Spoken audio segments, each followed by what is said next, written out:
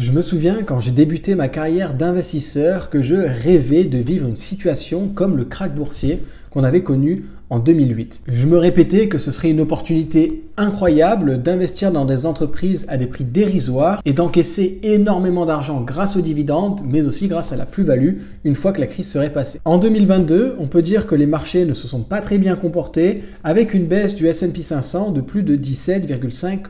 Je te propose dans cette vidéo de regarder quelle a été la performance de mon portefeuille sur un an, également les leçons que j'ai tirées de ce marché, de cette année baissière sur les marchés. Alors reste bien attentif jusqu'à la fin de cette vidéo pour connaître les détails de mon portefeuille et quels sont les rendements que j'ai obtenus, mais également pour découvrir les 5 leçons que j'ai tirées de cette année baissière et de l'évolution des marchés au cours des dernières années. Si je fais mon bilan maintenant, c'est pour une raison simple, c'est qu'il y a à peu près un an, j'ai lancé mon club d'investisseurs pour que des personnes puissent voir quels sont les investissements que je fais en bourse et éventuellement les recopier si le cœur leur en dit. Donc l'idée ici, c'est de voir quel est le bilan un an après avoir commencé à partager ces investissements. Si c'est d'ailleurs quelque chose qui t'intéresse, je t'invite à rejoindre mon canal gratuit sur Telegram. C'est ici que je t'expliquerai comment faire partie de ce club d'investisseurs. Je te propose qu'on découvre sans plus attendre la performance de mon portefeuille sur l'année. Alors sur un an, j'ai réalisé une plus-value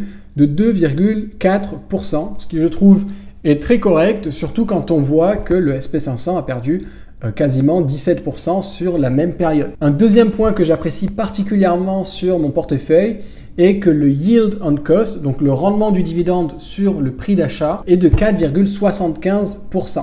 Je trouve que ce rendement du dividende est très intéressant, sachant que je privilégie le dividende à la plus-value du portefeuille. On peut voir que ce yield on cost de 4,75 qui est relativement élevé n'a pas détruit ma plus-value sur le portefeuille, sachant que je bats totalement le marché avec ces 2% de plus-value. Il faut également prendre en compte que dans les 2% de plus-value, je ne compte pas les dividendes que j'ai perçus. C'est quelque chose que je mets totalement à part. Là, on parle de la plus-value entre le prix d'achat de l'action et le prix de revente si je revendais tout aujourd'hui. Bien sûr, dans le portefeuille, toutes les valeurs ne sont pas dans le vert. Il y en a certaines qui sont à un extrême dans le rouge et d'autres à un autre extrême dans le vert. Par exemple, mes deux meilleures valeurs ont réalisé une performance de plus 70% et plus 41%, alors que mes deux pires valeurs ont réalisé des performances de moins 47% et moins 43%.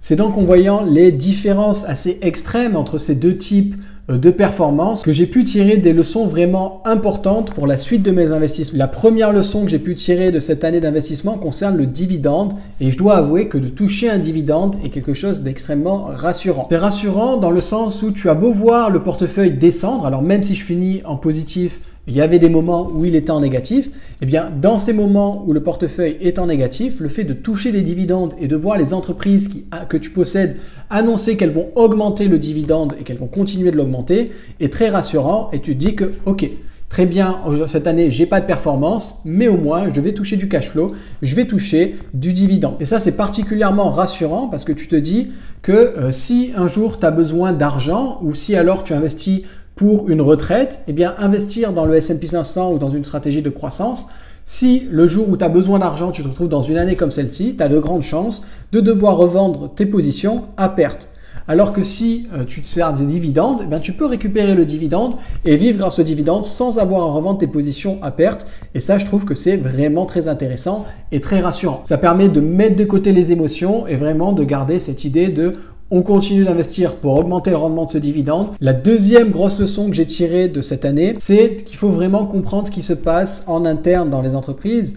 Alors, je ne te dis pas que tu dois être un expert de tout ce qui se passe dans l'entreprise, mais essayer vraiment de dénicher les informations, de comprendre ce qu'il y a à l'intérieur et pourquoi ils font face à certains challenges. De faire ce travail de recherche, ça te permet de comprendre si la baisse sur le marché est justifiée par le fait que c'est une panique globale, que tout le monde a besoin de récupérer des liquidités et également que le cycle économique n'est pas bon, ou si elle est due au fait qu'il y a vraiment un problème structurel dans l'entreprise et que ça sent mauvais. Et ça, c'est lié également au troisième point que j'ai appris et qui m'a beaucoup aidé dans la performance de mon portefeuille, c'est le fait de ne pas avoir peur d'investir dans des entreprises qui sont sous le feu des projecteurs. Ce que je veux dire par le feu des projecteurs, c'est le feu des projecteurs judiciaires légaux. Il y a 2 entreprises dans mon portefeuille qui, depuis 1 an et demi à peu près, sont poursuivis en justice pour des problèmes entre guillemets majeurs, mais Quand on dit majeur, c'est juste que l'amende qu'elles vont avoir payée est très élevée et peut faire peur. Mais au final, le fait de payer une énorme amende et d'être sous le feu des projecteurs judiciaires comme ça,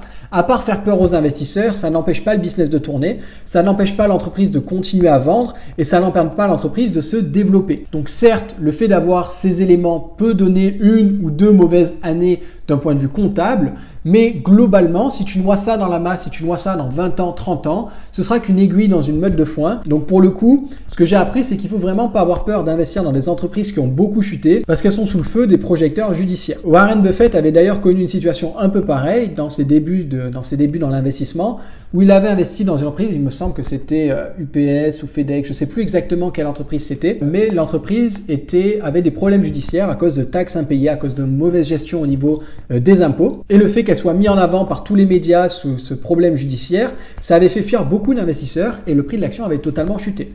Lui, ce qu'il avait regardé, il avait regardé les chiffres et il s'est rendu compte que l'entreprise faisait du cash, continuait de se développer et avait des bons bénéfices. Que ça, c'était juste un problème qui allait durer 1 an, voire 2 ans, mais que sur 10, 15, 20 ans, c'était pas du tout un problème et que ça deviendrait anecdotique. Et grâce à ça, il a pu vraiment faire une magnifique plus-value, étant donné qu'il a acheté l'action à un prix très bas et qu'ensuite l'entreprise, une fois que le problème était réglé et que les marchés a compris que c'était pas vraiment grave, eh bien tout a pu repartir bien plus haut. Je dois avouer que je suis assez content d'avoir vécu cette situation cette année-là pour recharger vraiment des positions dans des entreprises qui ont bien baissé.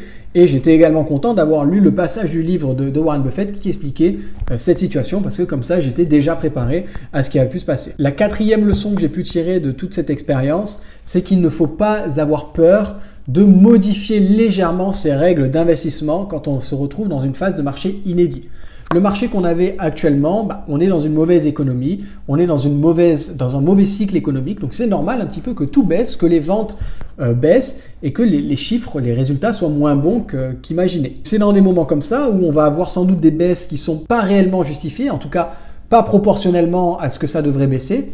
Eh bien, dans des moments comme ça, tu risques d'avoir plus d'opportunités d'investir dans des secteurs où tu es déjà bien exposé ou dans des entreprises où tu es déjà bien exposé. Et je trouve que c'est intéressant de peut-être modifier un peu sa règle d'exposition pour adapter ça en fonction du marché. Par exemple, il y avait une entreprise ou deux dans lesquelles j'étais très exposé. J'avais déjà 10% de mon capital investi dans cette entreprise et quasiment 25% investi dans ce secteur. Et ma règle, c'était pas plus de 12%, 10-12% dans une entreprise et pas plus de 25% dans un secteur. Avec la baisse qu'a connue le marché et en particulier cette entreprise, j'ai renforcé mes positions, quitte à monter à 14% d'exposition sur cette entreprise et 27-28% dans le secteur. Je sais très bien que c'était pas bien grave, que c'était anecdotique. De 1, parce que les fondamentaux sont très solides. Et de 2, parce que sur les mois qui allaient venir et les années qui allaient venir, mon portefeuille allait se rééquilibrer avec les différents cycles économiques. Donc il ne faut pas avoir peur à certains moments de faire ça. À partir du moment où c'est une action exceptionnelle et c'est pas quelque chose que tu vas faire tout le temps, eh bien pourquoi pas avoir une surexposition légère dans un secteur ou dans une entreprise pour profiter de l'opportunité qui est présente au moment donné. Et la 5e et dernière règle que j'ai pu apprendre, et c'est pas vraiment quelque chose que j'ai appris ici, c'est quelque chose que j'ai observé, ça performe beaucoup mieux quand on n'investit pas dans des entreprises qui sont à leur plus haut et qui sont surévaluées. On a tendance facilement, j'ai l'impression, à aller investir dans les entreprises que tout le monde connaît, classiques, du style Apple, Microsoft, Amazon. Pour ce qui est du dividende, ça va être du Cisco, du Comcast, qu'est-ce qu'on a encore? On va avoir du Pfizer, du Procter & Gamble, McDonald's, toutes ces entreprises, elles ont certes des fondamentaux très intéressants, mais il faut savoir qu'aussi il y a un énorme engouement autour, ce qui fait que le prix de l'action, pour moi, est surévalué. Et donc là, il faut faire attention parce qu'on est souvent sur des plus hauts historiques sur ces actions et on est tenté d'investir par FOMO, par peur de se dire, ok, l'action, elle va continuer d'augmenter, je vais rater. Il faut savoir qu'il y a toujours des corrections et qu'il faut toujours investir dans des corrections. Et en plus de ça, d'investir dans des corrections, essayer d'investir sur des entreprises sous-évaluées. On peut avoir une correction sur une entreprise surévaluée. C'est pas parce qu'on a une correction que l'entreprise va devenir sous-évaluée. Il faut vraiment bien tout calculer, bien chercher à comprendre quelle est la valeur de l'entreprise pour se positionner sur un bon prix.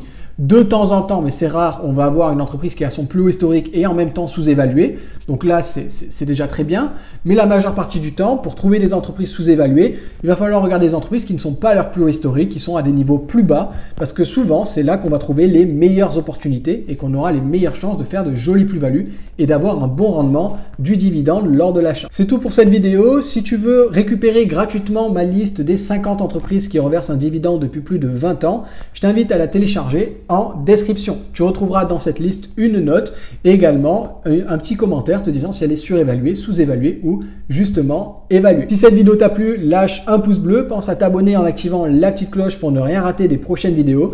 Dis-moi également en commentaire comment as-tu vécu cette année 2022 qui a été particulièrement mauvaise sur les marchés, quelle a été la performance de ton portefeuille, comment tout ça s'est passé et je te dis à très vite pour une prochaine vidéo. Ciao ciao.